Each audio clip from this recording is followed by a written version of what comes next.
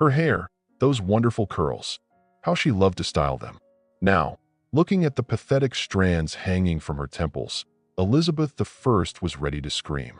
The daughter of Anne Boleyn had always considered herself a beauty. What would they call her now? The bald queen? Hairless? The courtiers would surely sharpen their tongues to mock this aspect of her appearance. At 29, the English monarch made a significant decision. She would wear wigs permanently. She wouldn't let them laugh at her. The good queen, as the people called her, had endured a great deal before she ascended to the throne. She wasn't even 3 years old when her father ordered her mother's execution. Then, the child born of wedlock was unjustly labeled illegitimate. Her last stepmother, Catherine Parr, though kind to the girl, quickly remarried after becoming a widow. Then came the Seymour conspiracy, the brief reign of Jane Grey with its tragic end, and the grim rule of her older sister, Mary I. Elizabeth was imprisoned in the Tower, and it was nothing short of a miracle that she survived. She never imagined that her own appearance could deal such a treacherous blow when everything seemed to be going well. Yes, Elizabeth had to deal with enemies, conspirators, and envious rivals. The list goes on. But to face such a calamity, after suffering from what was presumed to be smallpox, the Tudor queen lost her hair. All that remained of her long, shiny, fiery red locks were pitiful remnants. The master commissioned to create her first wig received strict orders to keep his work a secret. The queen wanted her new hair to look even better than before, so it needed to be fuller, shinier, and of course red. Fashion allowed for an exposed forehead, so the wig began slightly beyond her natural hairline. The smallpox forced the queen to apply a thick layer of white lead on her face every day to hide the scars. Plus, Elizabeth had a passion for beautiful layered outfits and spared no expense in replenishing her wardrobe. She had several thousand dresses. In all of this, the still flourishing 30-year-old woman looked like a statue, or a doll. Over time, she became quite fond of wigs. While the initial creations by the master aimed to create some semblance of a real hairstyle, Elizabeth soon began to order increasingly extravagant wigs. The queen's hair became incredibly high and teased, with numerous tiny curls.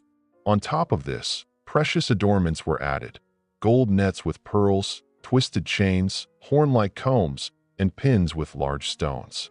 Gradually, other courtiers began to imitate Elizabeth. The ruler of England set the trend for wigs, even though it wasn't particularly supported by the church. Back in the 7th century, at the Council of Constantinople, Christians who wore hair that wasn't their own were publicly condemned.